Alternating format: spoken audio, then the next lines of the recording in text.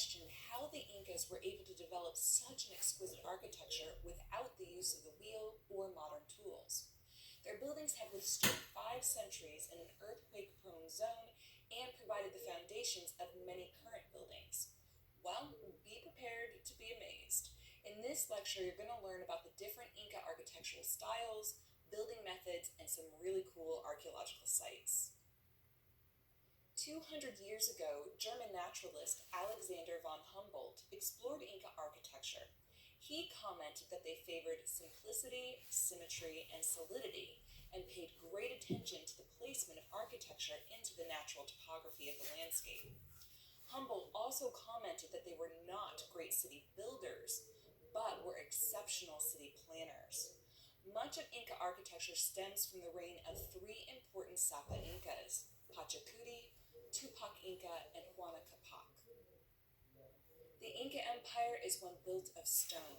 Early chroniclers assumed that the Inca were modeling their stonework after Tiwanaku due to similarities in stone fitting. However, recent research has questioned this position, and this is due to the fact that there were hundreds of years between the 2 civilizations, not to mention the lack of major construction at Tiwanaku during the interim, and the unique bedding and joints used by the Inca. Now, while the Inca were probably familiar with the styles from Tiwanaku, they actually created their own hybrid style. Inca stone masonry combines the operations of quarrying, cutting and dressing, fitting and laying, and the handling and transportation of stone. The first step in stonework is quarrying, and this basically just means cutting stone from a rock face or detaching it from bedrock by undercutting it. Now, in addition to those 2 methods, the Inca also forged for fallen rock.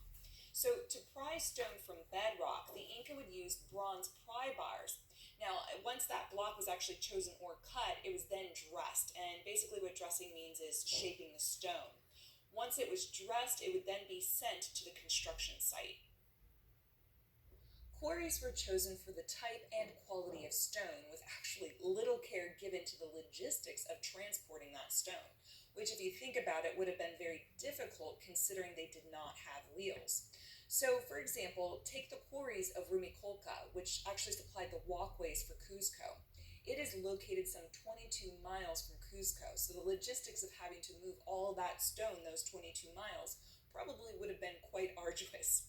Now, most quarry sites have a high degree of organization, including access roads, ramps, retaining walls, and even residences. Now, these residences would have housed supervisors or administrators who may have resided on site for extended periods of time. In order to cut the rock, simple river cobbles would have been used as hammerstones. Now, archaeologically, these are easily recognized at quarry sites because they are foreign to those locations. Now, typical hammerstones were made from quartzite, granite, or olivine basalt. Now, not all hammerstones were handheld. They ranged in weight from very light to nearly 18 pounds, and those would have been dropped from large heights to break larger bits of stone. These larger hammerstones were used to square off blocks by flaking, and then they were used to work out the rough shape of the block. Dressing or shaping is the finer work and was completed using smaller hammerstones. Dressers would slowly shear away flakes until the shape was perfected. Essentially, they directed the hammerstone at an angle of about 15 to 20 degrees to the surface being worked, which increased the efficacy of the strike. Chroniclers witnessed this aspect of Inca masonry. Garcilaso de la Vega wrote, and I quote, "They had no other tools to work the stone than the small black stones they called hijuana, with which they would dress the stone by pounding rather than cutting. To raise and lower the stones, they had no machinery. They did it all by manpower." End quote. The precise fitting of blocks in Inca stone masonry is achieved on the basis of trial and error. They would use the stone placed below it as a gauge for shaping the newly added stone. Thus, they were dressing or shaping the stones often on site. Once they created the perfect shape, the 2 blocks would then seamlessly fit together. They actually rarely used mortar to hold them together. This was an extremely time-consuming and labor-intensive endeavor, but was very, very accurate. Yet, still some questions remain unanswered, like how did they place the excessively large stones that weighed in excess of 100 tons? Perhaps ramps and manpower? Not really sure. This is still an ongoing question. Okay, so let's talk about some Inca walls. When describing Inca walls, scholars are essentially describing the shape of the component stones and how they fit together. Basically, their joints and their beds. Now, there are three typical typologies of Inca walls, which we're going to cover on the following slides. The first typology is called perca, and perca are roughly shaped field stones set in a clay mortar, and this type of typology was used in masonry long before the Inca. Now, as I mentioned earlier, the Inca rarely used mortar. However, with these kinds of constructions, they were meant to be a little bit more temporary, I guess you could say. So they were used to build the bases of houses, terraces, and canals. Now, houses built with perca were often finished with adobe. So in addition to having the mortar between the stones which gave it stability, having adobe covering the exterior also added more stability to the homes.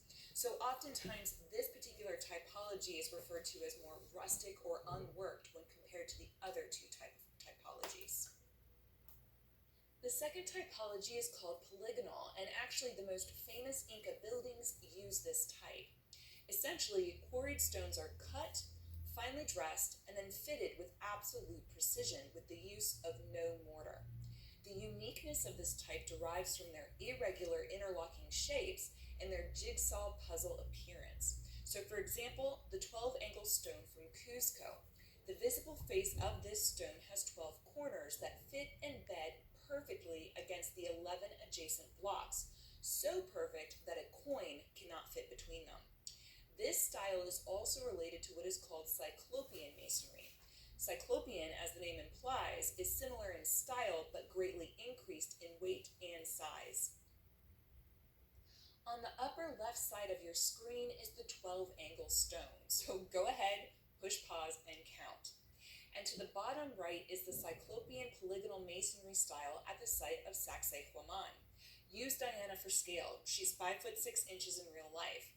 These stones are huge and perfectly cut. The third typology is coursed. Coursed is used to describe walls constructed with blocks of regular ashlars in horizontal rows, as seen here in the image. This style was also quite popular throughout the empire and can be found at sites like Cuzco and Machu Picchu. Aside from the shape of the blocks, the Inca were also known for some formal elements as well. Architectural ornamentation was kept to a minimal and was typically reserved for buildings used or occupied by leaders. These designs were often simple geometric mural paintings. Despite it not being common, ornamentation was most certainly found in Cuzco. One of the most elaborately decorated structures in all of the empire was the Coricancha, whose walls were said to have had plates of gold and silver fastened to them. Another element of Inca architecture were battered walls, in which a wall leans slightly to the inside. Battered walls were used to provide stability for heavy ceilings, and even some had stone pegs to add further support. Doorways, windows, and niches in Inca architecture all had a trapezoidal shape, so narrower at the top and broader at the bottom. This is believed to have been used for aesthetic purposes. Now, roofs were built in hip, gable, and shed styles with a steep slope of 60 degrees. This slope actually overwhelmed the buildings and was a unique feature. Hip styles were used for one-story structures and consisted of a timber frame. Gabled basically were used for two-story structures and would add height to the roof. Some roofs would reach 3, 4, or 5 times as tall as the wall. Now, typically a thick layer of thatch made of ichu grass was then used to cover the roofs, and chroniclers reported seeing that during religious occasions, people would remove the grass and replace them with textiles. There were two common designs in Inca construction: individual buildings, which consisted of a room with various entrances, as well as windows and niches covering the inside. The longer the room, the more entrances it received. Now, a majority of Inca individual structures are rectangular, one-story, single-room enclosures, and the function of these buildings is still up for debate. However, it is agreed that the better quality of the stone used, the more likely it was used by elite people. The second are groupings of buildings called concha, and they consisted of two, three, or four buildings facing an interior courtyard, basically like the one seen here in the image. They may or may not have been surrounded by a wall and can vary in size. Now, on occasion, they can go beyond the standard amount of buildings. For example, there is one site called Huanuco Pampa, which has one compound with 19 structures. So departures do occur frequently, especially in areas where strict oversight was lacking. As I mentioned, the functions of certain buildings are always up for debate, but we do know for sure the function of some. For example, great halls, often referred to as kayanka, were large rectangular structures that were used as temporary shelter for armies or for labor forces, but could also be used for festival grounds. Additionally, you have palaces, which followed the same basic lines of a concha and had walled enclosures spread over large sites. They were used to house the Sapa Inca, his handlers, and his panaka.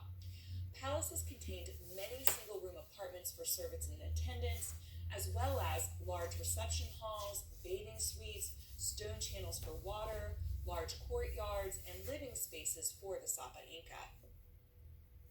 We also know of estates, which were built as escapes from the city and as a means of sustenance and wealth for royal descendants.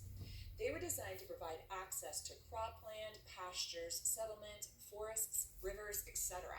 And every ruler following the 8th ruler, Viracocha Inca, built one. Now, temples, on the other hand, were built on prominent sites and were similar in plan to palace compounds. Additionally, they contained large and small niches, which were used to shelf basically all the important cultural objects affiliated with that particular temple. Some additional buildings include kolkas, which I've mentioned before. These were storehouses usually located outside settlements in high, cool, dry, windy places as they needed to avoid the damp. Typically, the circular kolkas were used to store maize, while the rectangular ones stored potatoes. Now, large centers usually had hundreds of kolkas in order to keep the military supplied, and it was reported by Kobo that a large set of kolkas could feed an army for up to 7 months. Now, the kolkas of Cuzco were reportedly immense. In fact, Pedro Pizarro described one kolka as containing 100,000 dried birds. Now, Percaras, on the other hand, were fortresses built close to but outside of cities. They provided minimal fortification, some water supply, and some storage. Common to these fortifications were defensive terracing, concentric walls, zigzag fortifications, moats, and observation posts. Usnus, as seen here, were raised platforms with ceremonial or administrative functions. They were typically located at the center of or at the edge of a settlement's main plaza. It is from here that the Sapa Inca could review his armies, preside over festivities, or offer sacrifices.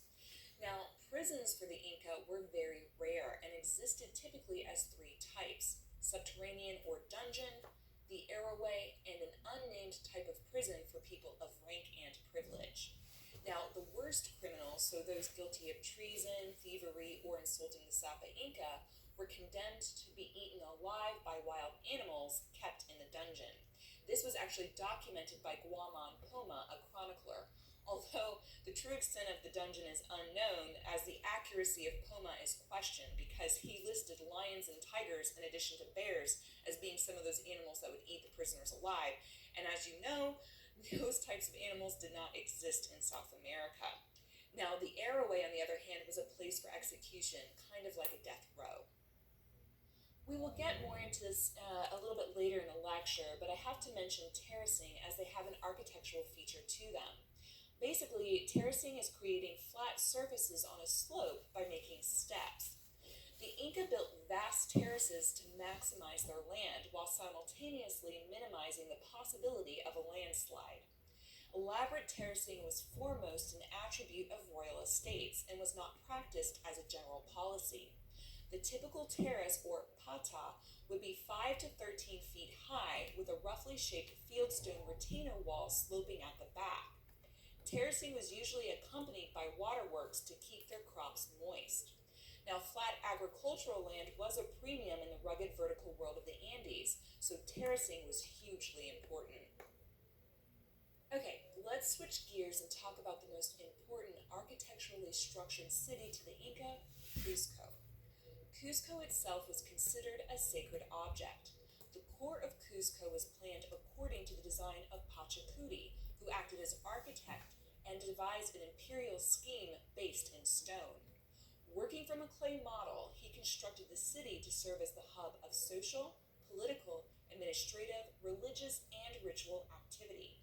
Basically, it was symbolic of the Inca universe, Inca power, and the Axis Mundi.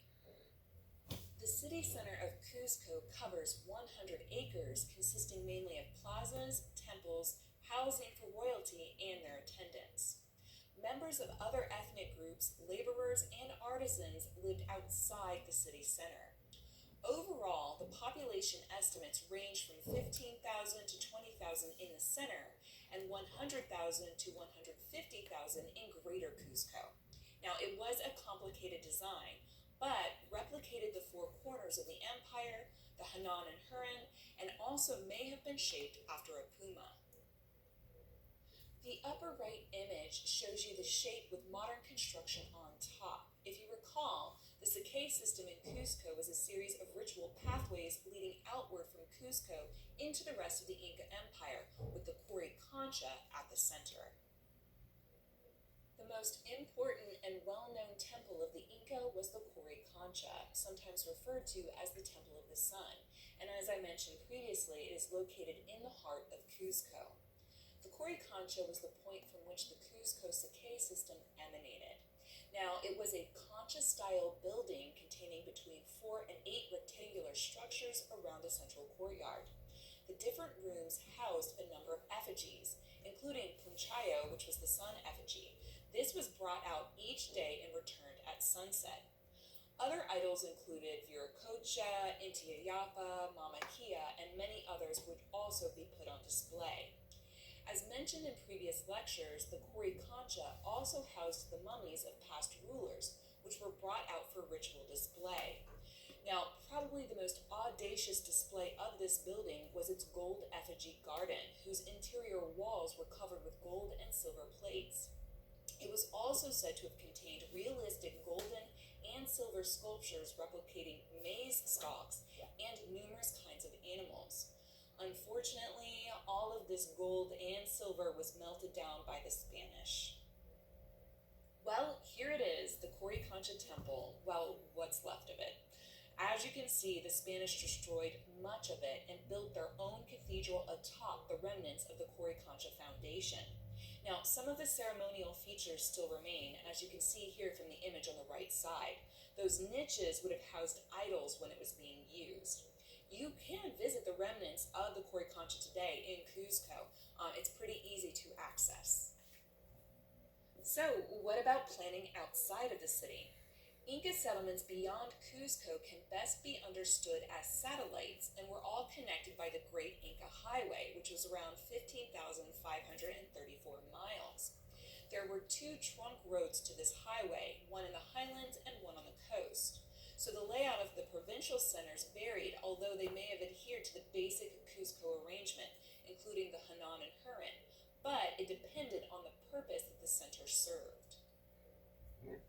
While 2 trunk roads ran throughout the entire empire, there were smaller roads for more local travel. The Spanish introduced streets meeting at right angles, but before their arrival, the Inca did something a little different. There were 2 basic street patterns that we have found archaeologically. The first, called the Inca orthogonal plan, consists of streets that cross perpendicularly and rarely run parallel. Now, blocks in this grid pattern are defined by 1 or more conchas. Now, second is the Inca radial layout, which was most common. This pattern occurs where streets radiate away from a central point. What kind of professor would I be if I didn't briefly discuss the greatest and most amazing architectural feature of the Inca, Machu Picchu? Machu Picchu was built around 1450 at the height of the Inca Empire. It was constructed as a royal estate by Pachacuti and is located nearly 8,000 feet above sea level. Machu Picchu was built in the classic Inca style with polished dry stone walls. Its three primary structures are the Intihuatana, the Temple of the Sun, and the Room of the Three Windows. It was abandoned just over 100 years later, around 1572, as a belated result of the Spanish conquest. It is possible that most of its inhabitants died from smallpox introduced by travelers before the Spanish conquistadors arrived in the area. It remained hidden until it was rediscovered in 1911 by Hiram Bingham. The Intihuatana stone is arranged to point directly at the sun during the winter solstice. In Quechua, Intihuatana translates to an instrument or place to tie up the sun, and thus it is often nicknamed the hitching post of the sun. The Inca believed the stone held the sun in its place along its annual path in the sky. At midday on November 11th and January 30th, the sun stands almost above the pillar, casting no shadow at all. On June 21st, the stone is casting the longest shadow on the southern side, and on December 21st, a much shorter one on its northern side. Researchers believe that it was built as an astronomical clock or calendar. Very similarly, the Temple of the Sun, or Torreon, and the Room of the Three Windows also served similar astronomical purposes, and perhaps both also served as additional astronomical clocks. There are questions as to what purpose Machu Picchu served. We know it was a royal estate, but Johann Reinhard believes Machu Picchu was a sacred religious site. His hypothesis stands mainly because of where Machu Picchu is located. Reinhard calls it sacred geography because the site is built on and around mountains that hold high religious importance to the Inca, as well as previous cultures that occupied the land. An alternate hypothesis is that it was an agricultural testing station.